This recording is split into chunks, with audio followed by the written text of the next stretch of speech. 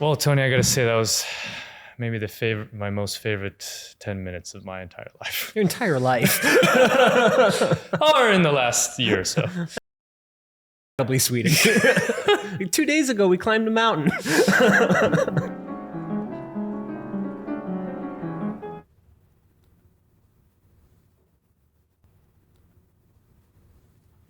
Who are you and what do you know about?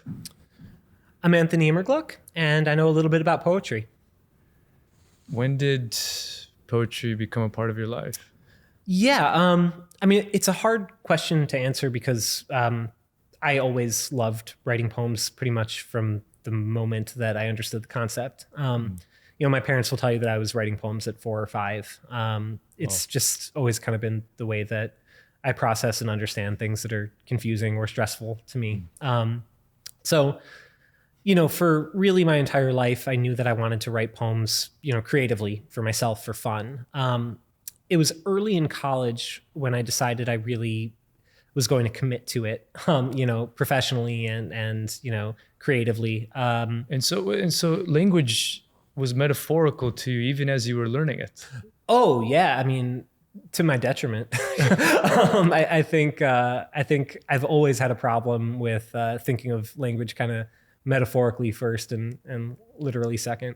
Interesting. Well, Yeah. I mean, look at you now, man. You've got the MFA, and you were telling me one of your poems is going to be featured on this extremely popular poetry podcast, The Slowdown. Is that right? Yeah, I can just announce it right now. And we don't have an exact date, but the incredible Major Jackson is going to be reading one of my poems late April on The Slowdown. So if anyone watching isn't subscribed to The Slowdown, you know, there's any time is a good time, but that includes now. Congratulations. Thank you. I really appreciate it. It's really exciting. And, it's a little intimidating, but exciting. Yeah. Look, Anthony, you know, I had an idea of interviewing you long before I asked. And I really wanted to talk about poetry. And so I thought of it as the confluence of 3 buckets of thought: beauty, truth, and understanding. And let's just start right off with, what is beauty? Yeah, I'm going to disappoint you right out of the gate and say that I don't know until I see it, despite, you know, allegedly having a college degree in it, 2 college degrees in it. I still don't know.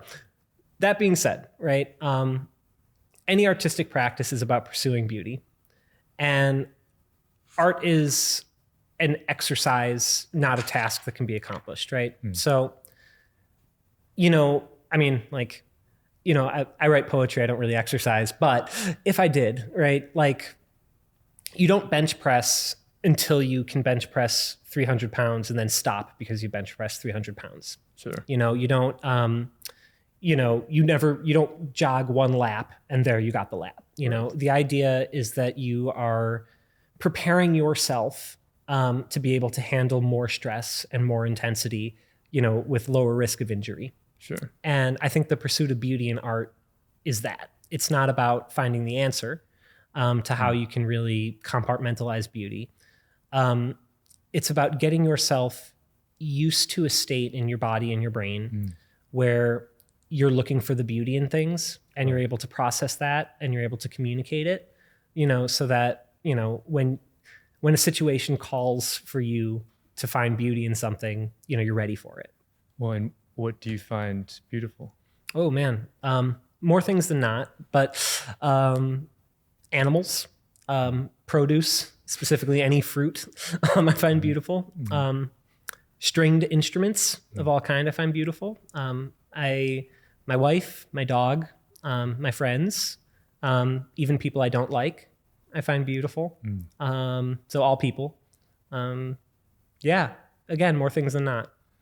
Well, you know, and I want to ask, you know, is there such a thing as absolute beauty?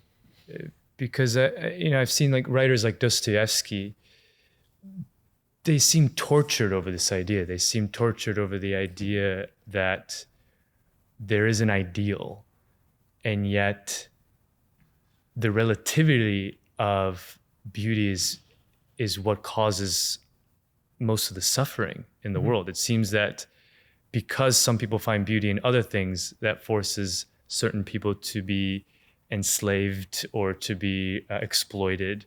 I mean, he has this wonderful quote in The Brothers Karamazov.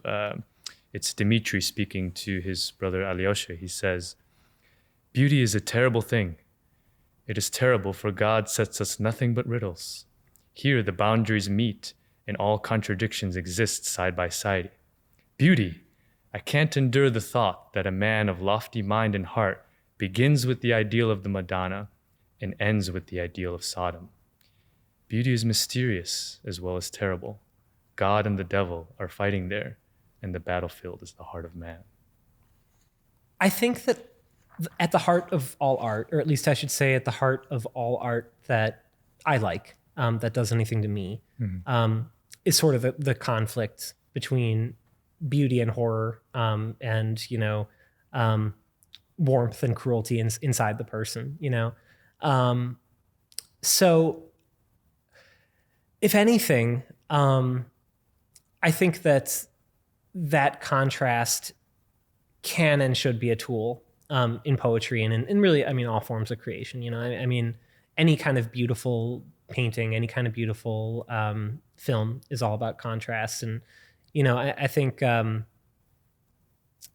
art that manages to really elucidate both of them in contrast with the other is the art that really works. And, I mean, in that quote in particular, it kind of sounds like,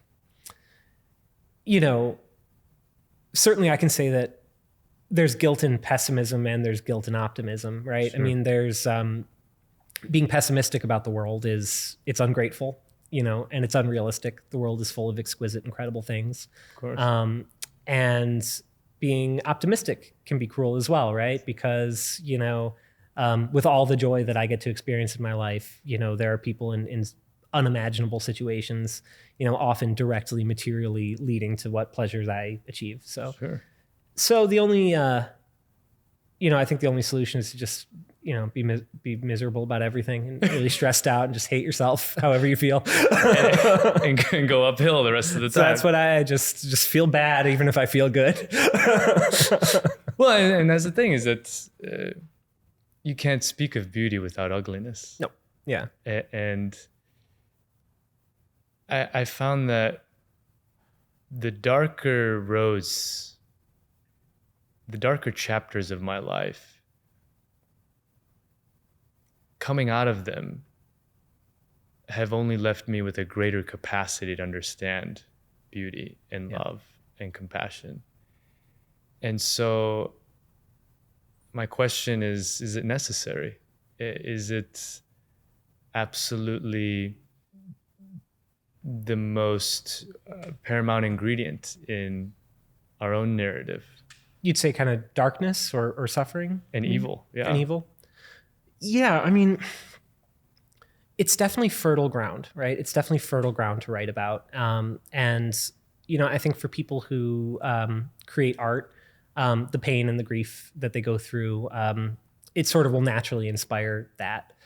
But I think we often overestimate the role of suffering in art for a few reasons. First of all, I think it... Interesting. Yeah, I think it's kind of unfair to the artist, right? Because it's like this artist only became a great artist because they've had to deal with, some systemic horror, sure. Right? Which, it takes away that this is work that they did, right? That they didn't stumble upon it through bad luck turning into good luck. Right.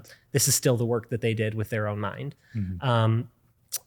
Also, I think that, we tend to kind of make a fetish of the stories where someone had gone through some atrocity, on a personal or grand level. Right. And then they made this incredible poem. But like, that only works up until the point where it incapacitates the artist, right? So, out of any tragedy or any type of tragedy, some percentage of those people will survive and be well enough with enough time and enough exposure to create a piece of art. Right. Only some percentage of those will even be interested in doing that with their time. And then an even smaller percentage of those people will, get exposure and be found. Right. I think that it's easy to be like, oh, well, here's a Holocaust survivor poet, right? Sure. But the truth is that, how many people would be an incredible poet who didn't make it, right? Right. Or maybe made it with their bodies, but didn't make it, entirely in every way that leads a person to create art. Right. Or if they were ever barred from learning the language Absolutely. or expressing it in any way. Right. Right. It's obvious that if there are too many obstacles, if there's too great of this insidious force against you from wherever it comes, your art will not be known. Right. And I mean, the fact that, serendipity leads us to find some people who have had, experiences that the rest of us can't imagine. Mm-hmm. That is an incredible gift for the rest of the world, right? To be able to read poetry from someone who's been through something, unimaginable to us, right? Sure. To those of us who haven't, been through that. But I think there's an icky sense that some artists get of like, oh, if only my life was worse, my art would be better. Yeah. I think what I wish is that the great poets and artists of the world didn't have to suffer what they suffered through, Right. And that a lot of people who suffered what they suffered through didn't so that they could make great art, Well, as you mentioned, all great art strikes this harmony between the ugliness and the beauty of a thing, and it's the same in music.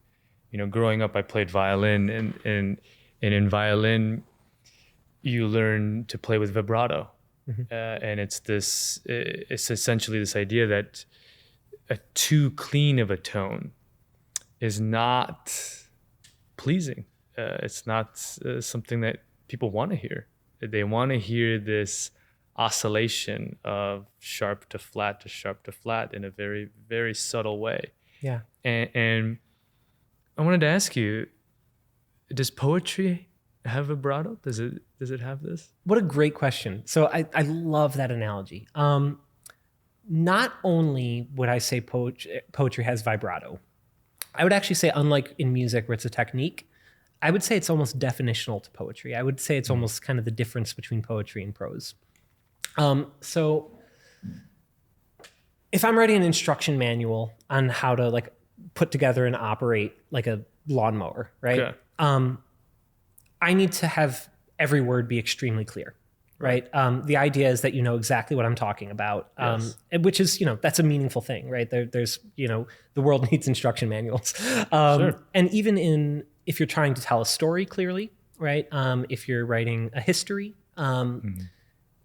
you do to some extent want people to understand what you're talking about. Right. What makes reading poetry a different experience from reading a really great history book is the capacity for the words, the lines, the stanzas, even the entire poem to live in an uncertain space. I see. I think pretty much every good poet are constantly thinking not only about what a word means, right, but how can it bleed into its connotations, its history, its sound? Wow. How can it be used in ways that there's a surface meaning and then, ideally infinite non-surface meanings, right? That sensation of reading maybe a line, maybe a phrase out of a poem, you can almost like see it wobbling, right? Wow. You can almost kind of see it veering into various uncertainties. Yeah. And the whole poem can be one of those. The whole poem can be an uncertainty. Wow. There's actually a concept that's really popular from Keats called negative. The Irish poet. Yeah.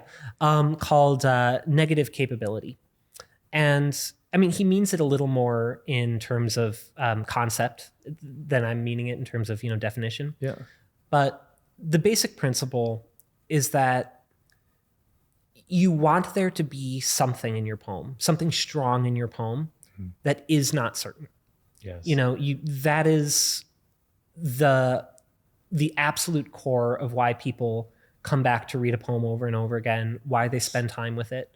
I've read Matrushka like 5 times. Oh, thank you. That's really sweet of you. Found on AnthonyImmerglick.com. Thank you. But I'm sorry. Go on. No, absolutely. I really appreciate that. And so that's what you're aiming for, right? And I mentioned kind of as a little joke that like, it's easier for me to think metaphorically than it is literally. But that is the way that I think. I think that way of thinking about words is kind of the joy and the challenge of poetry. Wow. Not what does the word mean? What does it not mean? What could it mean? What did it used to mean? That's how your poem comes alive. Well, and this is a rare opportunity where for me to sit across a poet whose work I love, and I found a line here from your work that I adore, and I feel like it exemplifies exactly what you just said. And I would also like a little bit of help with understanding what you meant by it, because it has certain things that it like rippled through me and my memories and everything. But I also want to see, from the horse's mouth, So it comes from the poem Narcissist at the Pharmacy. Atop this crematory heap of suffocating supplicants, as the hot ash finds the last of the Minoans scuttled in the fields of saffron. Well, that poem, in general, is about. It came at the beginning of COVID.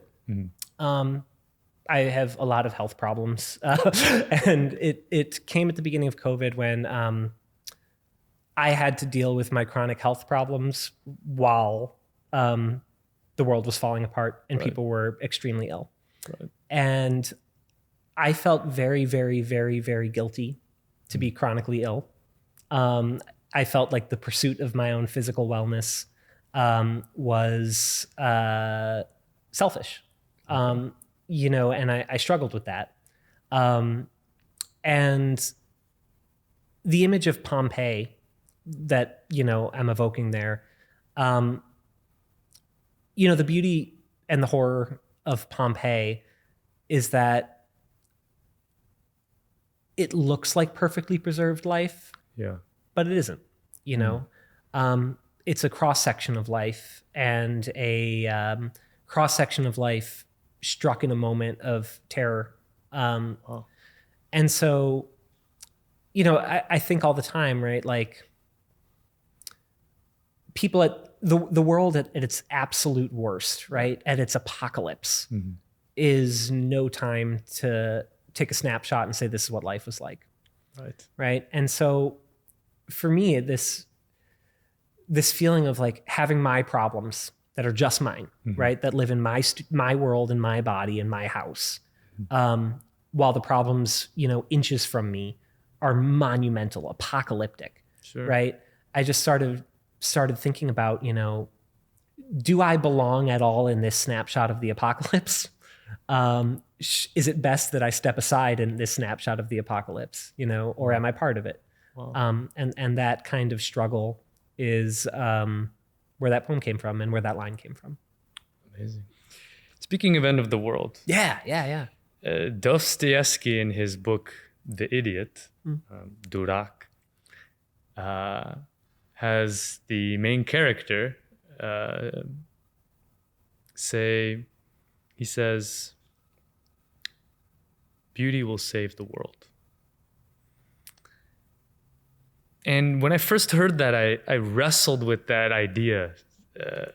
Solzhenitsyn, in his Nobel Prize acceptance speech, said the same thing. He goes on and on about, because at first you're met with this resistance, like, what do you mean? Medicine will save the world, like, since when has beauty ever deterred someone from destroying beauty? Yeah. I want to ask, what does that quote mean to you, and can the world be saved, and where is beauty's role in that? Yeah. Well, I mean, I'm with it's you and me against the great Russian novelists. I mean, I don't think beauty can save the world. I think that it can justify saving the world. I think that it might be a tool for communicating why the world might need to be saved. I think that it's one of the things worth saving. But I do think, like, figuring out what to do with plastic is will save the world. I'm not knocking beauty. I don't know what to do with the plastic. I'm better at I'm better at the other stuff. But you need both. You need poets and you need engineers. A great poet really does know a little bit about engineering and a little bit about everything. I mean, in your poetry, Tony, I've seen this just vast knowledge of history, biology, logic. And, it reminds me of this quote from Jack London. He said, "To be a great writer, you must have your hand on the inner pulse of things. What do you know of history, biology, evolution, ethics, and the 1,001 branches of knowledge?" And it's always impressed me, writers like Dostoevsky, like Pynchon, like Susan Hinton, Murakami, the way that they are able to completely set a scene in every detail and with a complete understanding of human psychology, so that when you're reading, you say, well, yeah, that is how a person reacts, or that is that type of behavior, whatever it is. It seems like they have a doctorate in psychology, and so I wanted to ask, in your poetic evolution, when did that magic kind of set in? When did you feel up to that level of education? Well, I mean, thank you for the compliment. I can speak only for myself, but I think for better and more famous poets too, when I say this. Mm-hmm. We are faking it, but there is an art to it. Okay.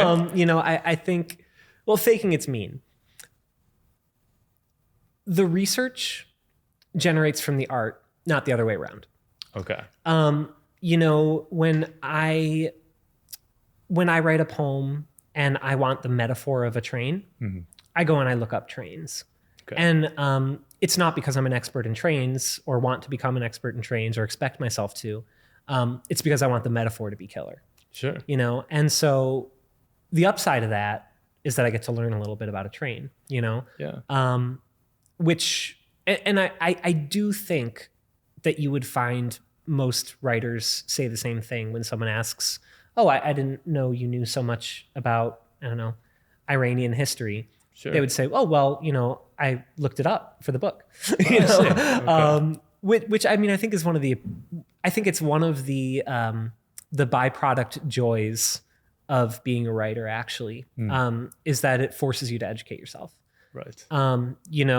You have this project that will only get better if you learn about, something that you never considered before. So yeah, that's really, I mean, again, it's very nice of you to say that, you feel like, I know about biology or history, but, I know exactly what I needed for the poem. But I would say that, at least in the terms of psychology, in the terms of human behavior interaction, is it based on just an extremely adept memory of where you have these characters, you've characterized them in your head and are able to pull from them, what they would say or how they would react? Yeah. Is it? Well, I mean, that's a little different. I think that, the study of like how a lizard works is one thing. Sure. The practice of how a person would react and what are patterns in human behavior and human emotion, that's a whole different game. And I think that I would say making a lifelong project of observing human reactions, human interactions, human feelings, human confusions and fears is maybe the single most important skill of being a writer. I see. Maybe I would tie it with like the actual pattern of like work ethic to actually finish your really good idea for a poem. Sure. Wow. But I would say right up there at the top, work ethic and the conscientious and deliberate attempt to learn about human behavior and human interactions. I got a C in psychology, but I'm obsessed with books about psychology, sociology. I'm obsessed with documentaries about them. I make a really concerted effort to try to speak to people in ways that I hope illuminate my understanding of the wealth of human experience. I don't think it's possible for any one person to really, fully get a grasp on other people. And to the extent that it's possible, I don't think that I'm close to getting there, but I do really try. And I do make it a deliberate project that I start my day with. And I would say that anyone working in the narrative arts should try that, in my opinion. I mean, it just, thank you for illuminating that. I mean, because it can be so intimidating, especially things like vocabulary. I mean, even writers like Anthony Bourdain work in words like locavorian or mellifluous, and and so you read these and you're like constantly with the dictionary going back and forth. And I'm just curious, how do you work that in to your brain to where words and passages are coming to you with the word already there? Well, first of all, I don't think using like spelling bee words is a signifier of good poetry. Mm-hmm. And I think that it can often be a little bit resting on someone's laurels, sure. Impressing with your vocabulary rather than trying to go for the heart. And I think that it does intimidate people. And I think that it is important to show people that there's absolutely no reason that you need more than a few syllables to make beautiful art. We're dealing in human feeling, not in linguistics. Right. And I think that it's important that we make that distinction. But I would also say the reason people use those spelling bee words, and I do too, is because people interested in the art of poetry are often also interested in linguistics. Like, I see. For me, if I'm reading, you talked about like you're flipping through the dictionary. That's so fun for me. Oh, okay. Like that's one of my favorite parts when I'm reading a poet and I don't know a word and I look it up and then I think the word is really cool and I want to use it. Yeah. And again, I think that can be a barrier, right? That can maybe keep people out. Sure.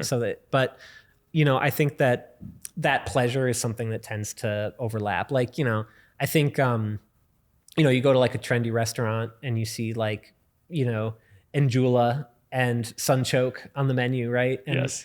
You can say like, okay, I don't know what that is. I'm not going to order this stupid scallop dish, right? But like, sure. But what happened there is that the chef loves food, right? And the chef has been learning about new types of food or seeing food being used by chefs that they admire, or looking at foods that are popular in different regions and saying like, man, that's cool. I want to try that. And I think that's what you see in poetry. Well, and can you tell me, how does one learn in the realm of poetry? First off, can you tell me the merits of the MFA? Mm-hmm.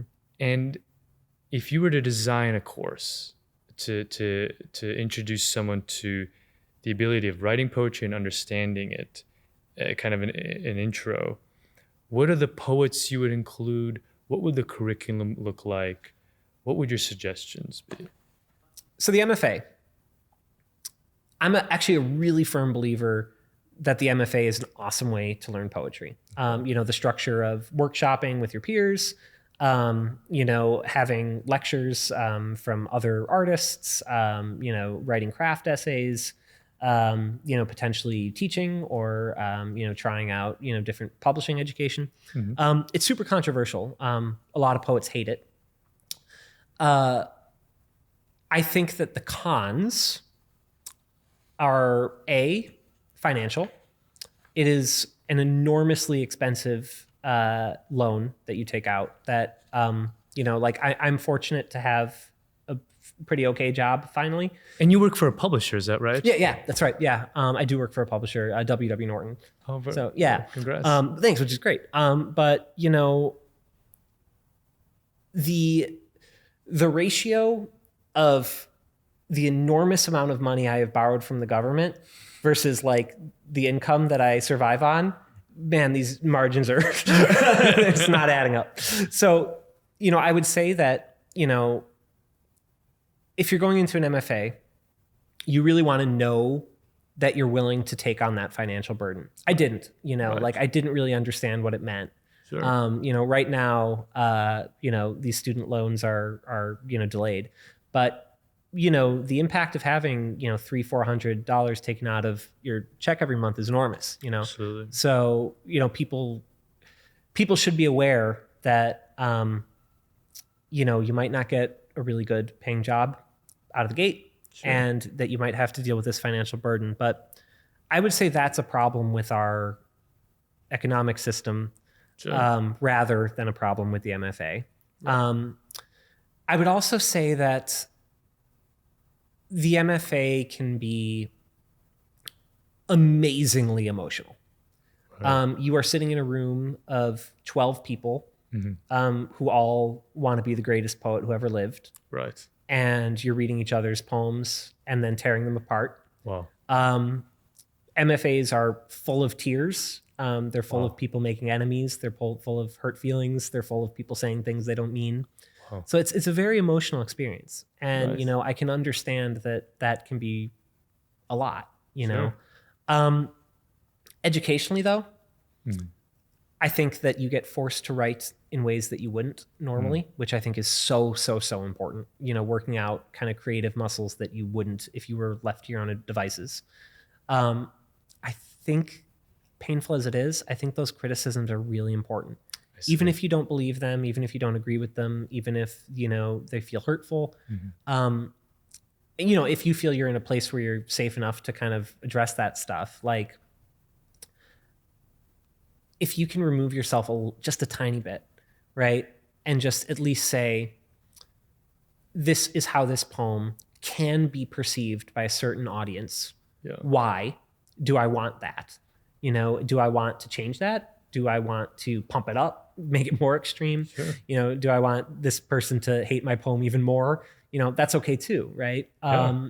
But I think that, to reuse my exercise metaphor, right? Like, the resistance is how you kind of build your strength, right? Wow. So I really believe in that. Not everybody does. I see. Um, Well, look, give us a little do-it-yourself MFA here for any listener who is unable to bear that financial burden, or for whatever reason they cannot. Give us the poets you should read, the exercises you should do.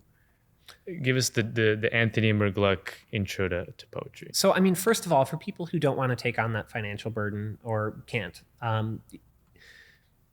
you don't need the actual paper to face that resistance. The most valuable thing that you can find, some sort of a workshop community. Okay. Those are available for free in most major American cities. Those are available through libraries. Those are usually Googleable where you live. If they don't exist, you can make one too. People will like it. Put it on social media, invite people to your poetry workshop. That, I think, is the absolute best thing you can do in terms of, working through your own poetry. Sure. In terms of, you asked what poet should you read. I have my favorites, and I can certainly, I'm happy to, tell you all, but Please. I will. Okay, good. But I should also say that, as with kind of the big vocabulary, I do think the canon scares people away. Because poetry, like all art and all everything, right? It's been influenced by the history of, hegemony, right? Sure. So, it's the old white dude's experience where, Right. people see, that everyone being introduced to them is one type of person living one type of life, sequestered in one type of community. And I don't blame people for being uninterested in art if it looks like it doesn't represent them. Sure. So, I would say that if you are even a little bit interested in poetry, that probably means that you already like somebody, that you already found a poet that you dig. Okay. And, I think that one of the best ways to branch out is find that poet who touches you the most, find the place where they say the poet that touches them the most, and then branch out from that. Wow. I think I absolutely don't believe there is a bad or a wrong way to start. Even if maybe I don't like the poet, Sure. right? I think the fact that you are being moved by words is the best place to start. Okay. And there's no way that, unless the poet is like a personal friend, as long as the poet is like published, Sure. there will be some place where they're, on the internet talking about the poets they love. Oh, wow. I think that that's something kind of universal. For sure. Now, in terms of like, if I were teaching a class, right? Yes. I would go from that same kind of principle where like, I would not want to start with Keats, who I just compliment. I really like Keats. But I wouldn't want to start with Keats. I would want to start with younger contemporary poets who, reflect current reality. I think Franny Choi is a great person to start with. Danez Smith, I think, is a great person. Ocean Vuong. I think that poets sort of in that genre. Oh, Kava Akbar, I think, is amazing. Maya Popa. Any reason you would start with contemporary? Yeah. The reason is because the most important first lesson with poetry is to feel it. Okay. And I think that you can feel Keats if you are interested enough in spending the time with it to learn about the history. I see. But I think that the poets that I just mentioned, and I mean, there are a million more, they're complex, dynamic, like fascinating, hard literature, right? Right.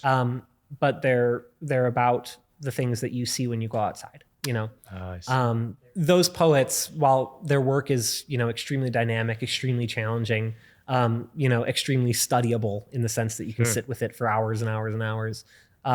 It also reflects the issues that, a reader of English between the ages of 20 and 40 probably experience in their life, Well, so that's brilliant. You're saying start where you understand the subject and the poet. Right. So that then you can kind of see how the tapestry of poetic language is laid over something that you already may have experienced or felt. Absolutely. And because then it'll be easier to kind of dissect later poets or poets of a different age or of a different geographic time. Yes. And wow. 100%. Okay, and, cool. I think that the thing that people forget when we're talking about canonized poets from a previous era is that, their work wouldn't have seemed arcane or strange to their readers, right? Their work would have been the language that, reflected how people speak, and it would have reflected the emotions that people are going through. And for that reason, when I would teach older poets, history would come before the poetry. I see. You never forget the foreground that always with poetry, we're talking about feelings. Right. Always, right? I mean, there's technique, there's history, there's theory, but the absolute heart and soul of it always is how you feel. Right. I think that any poetry education that forgets that is missing a really, really important trick. Quick question. Yeah. What does pontificating mean? Oh, it means like philosophizing, like thinking about something and talking about it. Yeah. All right. Enough pontificating. Let's get to what we love. Let's do a little poetry slam. Oh, great. Yeah. I'd say, and just so everyone's familiar, I asked Tony to choose 9 excerpts from either a poem, a song, a book, a film. And I have 9 of my own. And we're going to go back and forth and have some fun. Yeah. Pa pointed out to me for the 100th time tonight the way the ladle leads to a dirt red bullet of light. Squint skyward and listen. Loving him, we move within his borders, just asterisms in the stars' set order. And we could stand for a century, staring, with our heads cocked in the broad daylight at this thing, joy, landlocked in bodies that don't keep, dumbstruck with the sweetness of being till we don't be. Joanna Newsom from Emily. Nice. Be like melting snow. Wash yourself of yourself. Jalaluddin Rumi. Hear how the mouth, so full of longing for the world, changes its shape? Mark Doty, Difference. I felt that even the sun belonged to my father, that I had no right to it because it was shining upon my father's house. I was like his roses, something that belonged to him and not to me. Charles Bukowski. The only words I've said today are beer and thank you. Bill Callahan from The Sing. Make of your ribs a cage for me. Jeff Lee Molina. But oh, to understand us, any one of us, and not to grieve? Maya Popa, Letters in Winter. Don't worry, Spider. I keep house casual. Kobayashi Isa. The tiger. He destroyed his cage. Yes, yes! The tiger is out. Nael, age 6, The Tiger. I'm tired of being white trash, broke and always poor. I'm tired of taking pop bottles back to the party store. Tired of not having a phone. Tired of not having a home to have one in if I did have one on. Tired of not driving a BM. Tired of not working at GM. Tired of wanting to be him. Marshall Mathers. I didn't want to wait on my knees in a room made quiet by waiting. A room where we'd listen for the rise of breath, the burble in his throat. I didn't want the orchids or the trays of food meant to fortify that silence, or to pray for him to stay or to go, then finally toward that ecstatic light. I didn't want to believe what we believe in those rooms, that we are blessed letting go, letting someone, anyone, drag open the drapes and heave us back into our blinding bright lives. Tracy K. Smith, The Speed of Belief. In death, I rest and am at peace. In life, I toiled and strove. Is the hardness of the winter storm better than the melting of spring? All pride that the body knew, was it not lighter than dust? Death has hidden me in the stream of the eternal Tao, where neither leopard nor tiger can harm me, lance prick me, nor sword wound me. Of the primal substance is my spirit. I am a wave in the river of darkness and light. I have no passion, no desire. Wash me, and I shall be no whiter. Foul me, and I shall yet be clean. I come not, yet am here. Hasten not, yet am swift. By Zhang Heng. Grass grows in the icebox. The year ends in the next room. It is autumn, and my camouflage is dying.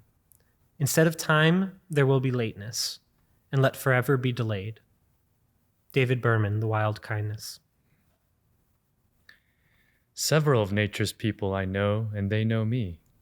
I feel for them a transport of cordiality, but never met this fellow, attended or alone, without a tighter breathing and zero at the bone. Emily Dickinson. Nothing is built on stone. All is built on sand, but we must build as if the sand were stone. Jorge Luis Borges.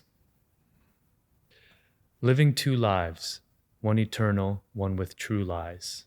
I circle my foes like tawaf around the Kaaba. I used to live life like there was no mañana. Now I'm treating every breath like it was your honor.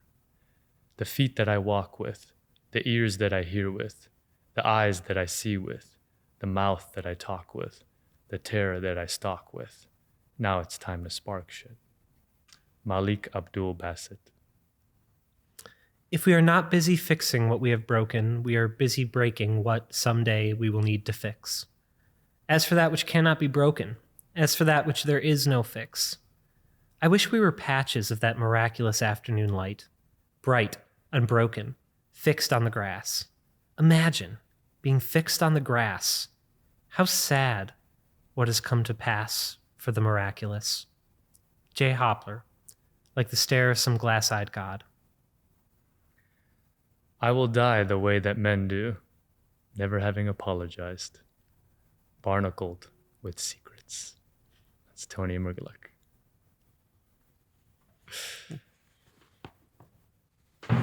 Well, Tony, I gotta say that was maybe my most favorite 10 minutes of my entire life. Your entire life. Or in the last year or so. No, that was really beautiful. Thank you for doing that with me.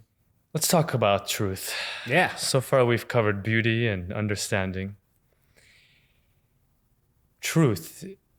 It seems to me that truth is like a magnet as far as how it relates to the function within a poem or a piece of art. On one end, you have personal experience, love, triumph, tenderness, vulnerability. This attracts people. On the other end, you have lust, hate, weakness,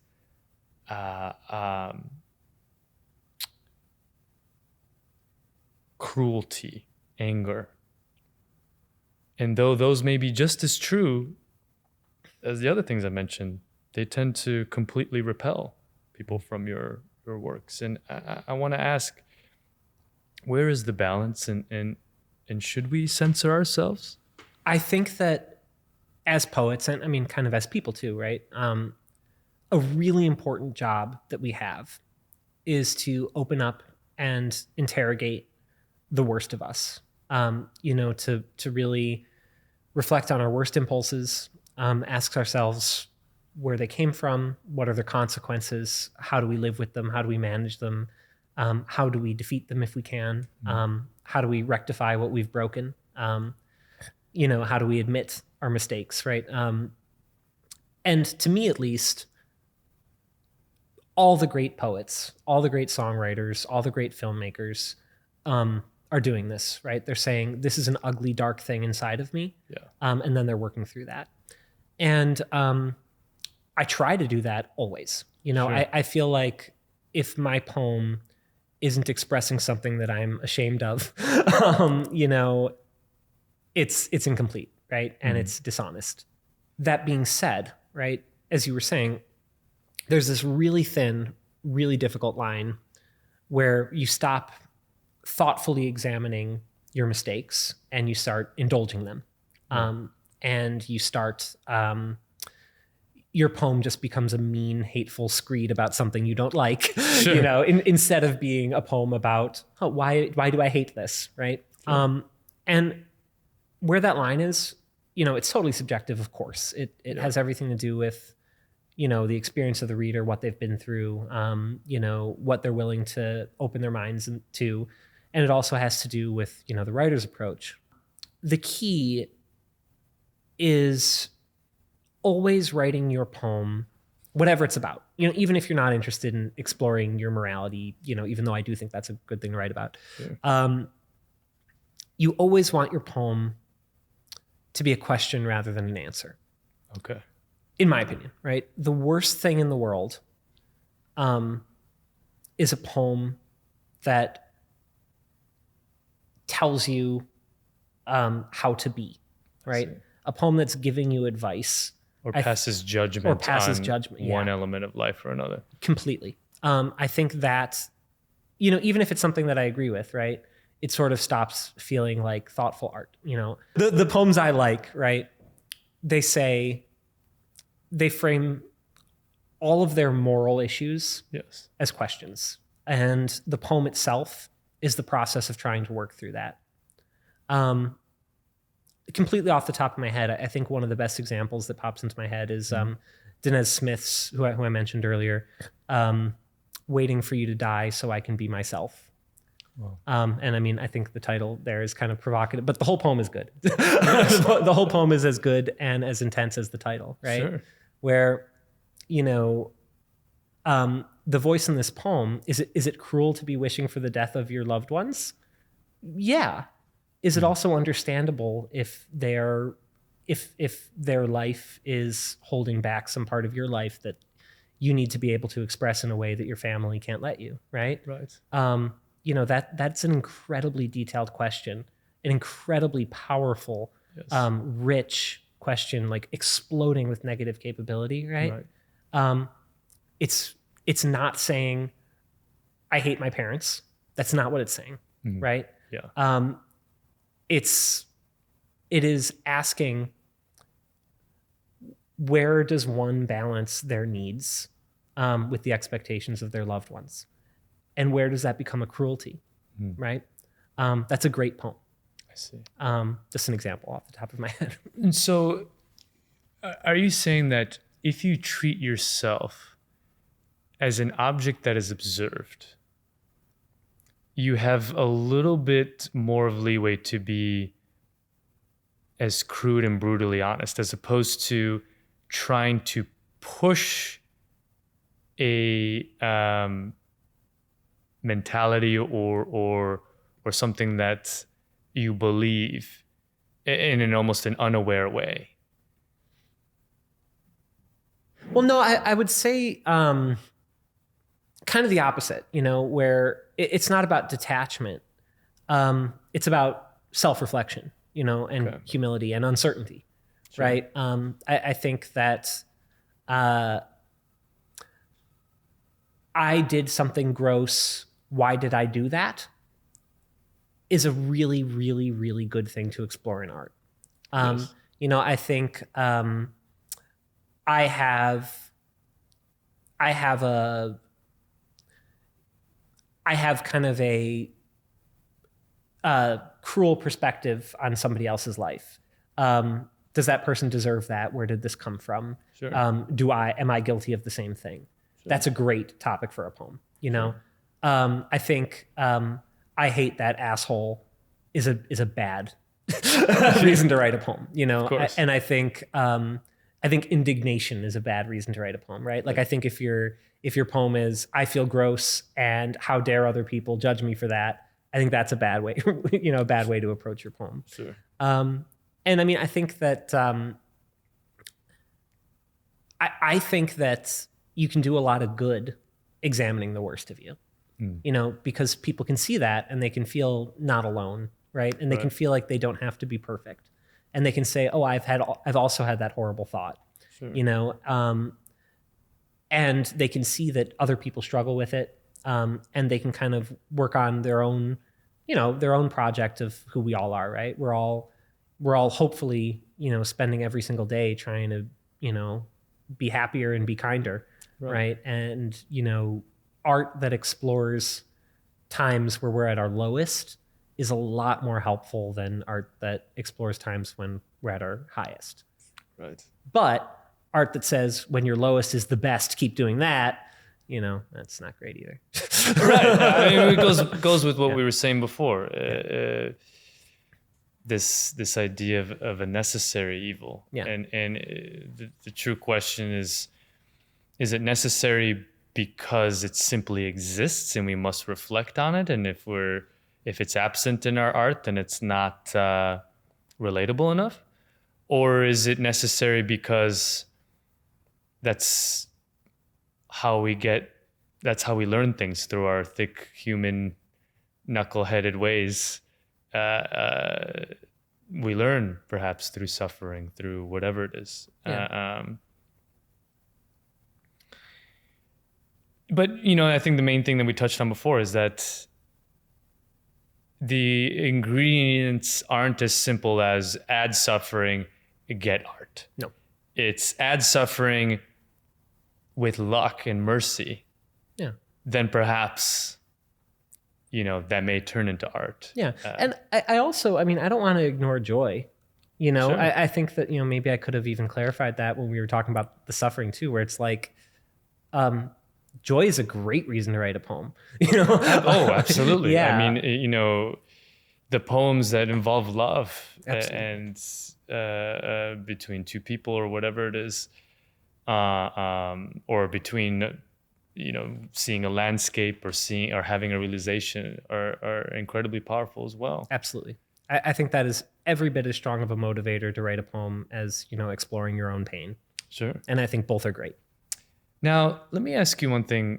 In writing, people who are talented writers, you could also call them talented persuaders, talented fabricators even. And I've had times where I've completely, fallen in love with someone's writing simply by the idea of their ethos. I say, wow, this person has gone through this thing, and because of that, that's amazing. And I get all these ideas about an author. And later I learned that was more the author flexing their ability to tell a story rather than actually witnessing their own existence, and though that anecdote may be from a true example of things that happen like that, it's still left a sour taste in my mouth to know that someone pretended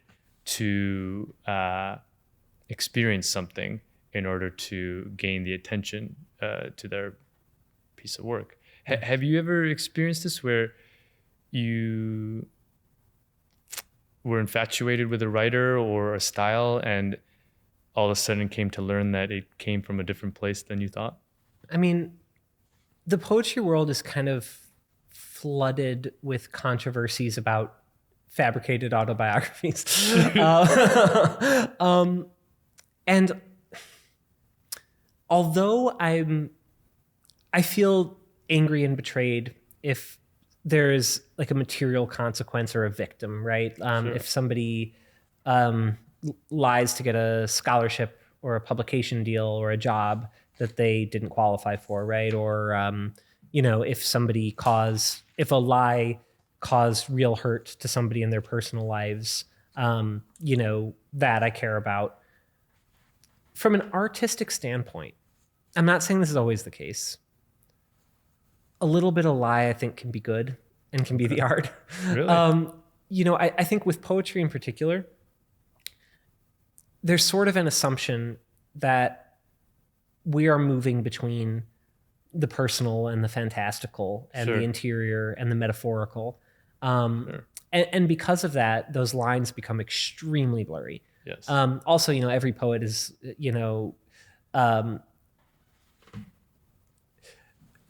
every poet is caught in a weird miasma of their own imagination. I was trying to put it politely, but Sure. So the idea that poetry has this freedom, right, where you can combine a metaphor with your life, and that can make it more beautiful. It's like we were talking about with the vibrato, right? Yes. That vibrato between truth and fiction can be a part of that art. I think the writer that comes to mind, of someone who really uses the interplay between autobiography and fiction brilliantly is Kendrick Lamar. Okay. I think that a really crucial part to his art is directly addressing the uncertainty of whether the stories he's telling are autobiographical, fictional, metaphorical, Sure. Or some combination, right? And you assume that there's some combination, right? But I think that the difference between just a lie and an artistic use of the truth to make a point is in kind of that self-awareness and that honesty about it, right? Because like if I write a book that by all rights appears to be an autobiography and I'm lying about my life, that's a lie. Sure. People are expecting that to be true. Right. And I'm talking presumably about real people in my life. Sure. And if I'm telling, if I'm accusing you of all sorts of felonies in my book, you're going to be upset and you deserve to be. Sure. But if I'm writing a poem and I am exploring, allegory and metaphor, I think that I'm allowed to make stuff up. Okay. And I think that the poem can be better for it. I see. And I think that's something that poetry and poetry adjacent things, song lyrics, I think that's part of their power. And yeah, I mean, when you're entering the realm of entertainment, you're kind of signing up for that. You're asking of the artist, take me away for a little bit. Yeah. Instead of showing me a photograph, paint this picture. Right. Okay. Yeah. Interesting. Not always, people can be hurt People can be hurt by lies. I have been, Tony. Right, yeah, me too. So I'm not saying every lie is good. just that poetry can be a free space to deal non-literally with one's own life. What may to you be an untruth may speak to the soul of someone else. And I want to quote this film, The History Boys, written by Alan Bennett. He says, "The best moments in reading are when you come across something, a thought, a feeling, a way of looking at things that you thought special, particular to you. And there it is, set down by someone else, a person you've never met, maybe even someone long dead, and it's as if a hand has come out and taken yours." And I wanted to ask Tony, have you experienced this where you felt just completely embraced and understood by someone's work? I absolutely have, and it still happens all the time. But I would say in my life, the most important figure is David Berman, who just died a few years ago. Oh, really? For anyone watching who doesn't know, singer-songwriter of The Silver Jews and Purple Mountains, also an incredible poet, and both his song lyrics and his poetry book, Actual Air. When I was, I don't know, whenever I discovered it, 13, 14, a kid, I think that I had, for the first time, not only a vision of exactly the way that I wanted to make someone else feel, I also had the inspiration that I could do it. Wow. Because kind of buried within David Berman's lyrics and his poetry are kind of a roadmap to their own writing. Sure. His magic is in the incredibly close looking at some inane object, some little frustration in life. Sure. Using metaphor, using a comparison, and then following that metaphor and comparison, like into the soul. I have, let's see if I get this right off the top of my head. My ski vest has buttons like convenience store mirrors, and they help me see that everything in this room right now is a part of me, right? He's looking at a stupid little button on his ski vest, Sure. comes up with a comparison of what it's like, Yes. and then brings that home to the heart, right? Yes. God, did he blow my mind. And I knew that I was going to be coming here and talking to you about poetry. Right. So I got my disgusting old copy of his book, Actual Air. Yes. It has like crushed mosquitoes in it. It's got like Sure. it's got like a shoe print on a page. It's revolting. And I somehow smuggled it onto the plane. Nice. And I read it again on the way here. Nice. And not only did I love it every bit as much as I did when I was 14, I realized that there were parts in that book Yes. from my like old poems when I was a teenager Yeah. that I stole, and it might have been an accident. Like I think it was probably, I don't know if it was a reference or an accident, but there were like 2 or 3 lines in that book Yes. that I remembered from a poem that I wrote when I was 18. I mean, if that's any indication of how imprinted this person's just way of existence was, and how what kind of kinship that you had with him, it's incredible. And that's what I think it was. I think that I had read these poems so over and over and over again so much that I literally forgot that they weren't my idea. I mean, that type of serendipity is something in the realm of magic, I'd say.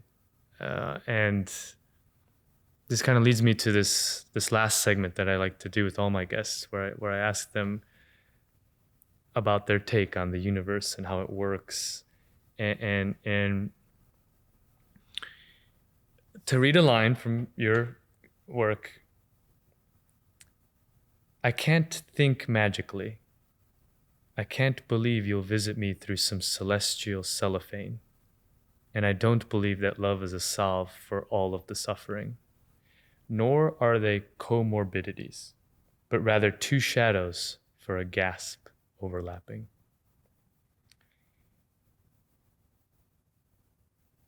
Do we have a soul? Well, I mean, first of all, I should say my MFA does not qualify me. I don't suspect so, not in a metaphysical sense. That doesn't mean that we don't have personal essences that are unique to us, special to us, worth preserving, worth loving. It doesn't mean that we don't have the capacity to create and maintain beauty and relationships that are completely unique to our own personality and our own experience. But yeah, I don't believe in I don't believe in the type of soul that could exist without our minds or without our bodies. So outside of the brain, outside of our heartbeat, there won't be a Tony or a Christian once the body decays. I don't believe so. And okay. And I love how you said can't instead of don't. Mm-hmm. To me, I don't know, this was a very powerful use of word, because first off, it's extremely humble, I think. Instead of taking this stance, you just say, it's not what I have been conditioned to, or what I have not been led to believe. Yeah. And I do want to ask, is there some point of logic or some memory or some moment that led to that condition? And I don't mean it as a condition. I mean it as a conditioning, as an adornment of belief. Oh, sure. So the question is there any one thing that led to me being kind of a secular-minded person? Sure. Yeah. That's a really hard question. I mean, I have to say that I grew up very religious, and until kind of my young teens, I was seriously considering rabbinical studies. Wow. Yeah. You'd be a great cantor as well. Oh, thanks. I appreciate that. It's really kind of you. But I was actually quite engaged with my religion. And I think that it's hard to pinpoint any specific moment, but, for those who, might be watching, you and I have known each other for 20 some odd years. Yeah. And, honestly, when you met me, I was like right at that transition period. Wow. I was right moving from being a very religious person to a non-religious person. And, at that age, like 14, I think I was angry and, evangelical about it. Sure. And because it was a form of rebellion, and so it was tied up with all those other rebellions that you get when you're 14, sure. Like it's tied up with your sense that like, I don't have to be the person that's been prescribed to me. Right. I can't give you any particular time when, my religiosity got replaced with secularism. Sure. In my mind. What I can give you is a little anecdote, which is this one time when I was in post bar mitzvah Hebrew school. Okay. And we were studying the story of Purim, which involves very loosely a person magically sprouting a tail. Okay. And within that story, somebody asked a question of, why would God put a tail on a human being? Sure. And I responded with something like, well, it's a metaphor. Mm. And the rabbi screamed bloody murder at me. Yikes. And he had me go out in the hall with him. And he, face in the hand, yelling at me. Yikes. For telling somebody that this is not literal and this is a metaphor. Really? Yeah. And again, I don't think that's the moment where things changed for me, but it was kind of at this pivotal point in being kind of a teen when I started realizing maybe I've been thinking about all of this as a beautiful story and a metaphor, right? Right. Where maybe my love for these religious stories are as stories, Sure. which is how I still feel. Not only about the religion that I was raised in, but about other people's religions. I see. That Because you've studied many religions. Yep. You've even, don't you have a minor in? Actually a degree, a bachelor's. Yeah, Your bachelor's degree is in. I double majored in undergrad in religious studies and Okay. English, and then grad school poetry. Oh, well, So I actually do have. I mean, it's 15 years ago, so I don't remember anything. But I did technically get a bachelor's degree in religious studies, Sure. and so yeah, I think that there was just this process where I was learning that I was loving religion for the same. And I don't mean this as a criticism of people's religions, but that I was loving people for this, that I was loving religions for the same reason I was loving books. Okay, so if we don't have a soul, do we have free will then? I think so. I can't prove it. That is something that I think that I have to confess that I would have to take on faith. Because I've heard these kind of, philosophical deconstructions of, free will being something you can't prove. Sure. And I can't. I'm not sure about it. I suspect we do have free will. One reason and I'm really happy I have you sitting here across from me because, you and I share this incredible, capability for empathy. I feel that we empathize with animals and humans to an extreme degree. And back when I was more religious, it was very easy to believe in a purpose for all kinds of suffering or maladies, and to rest easy knowing that it has a purpose, like I was saying. But now that I've come a little bit more towards the center of belief, where everything's just kind of a big question mark, I have a very difficult time digesting and stomaching the obvious injustices of the world. And I want to ask, how do you deal with things that you see? Oh God, I don't think I do. I think that I lose a lot of sleep. And it's not about me, looking at horrors and catastrophes around the world. But I am absolutely constantly twitching with horror and sadness about the amount of suffering that goes around the world. And I would say that if you find a way, please do let me know.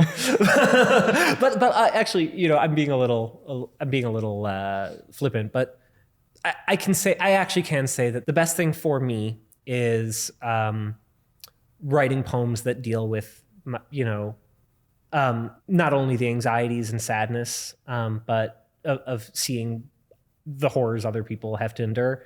But also the guilt of not enduring those, or the confusion of to what extent I qualify for enduring, horrors. I work through that in poetry.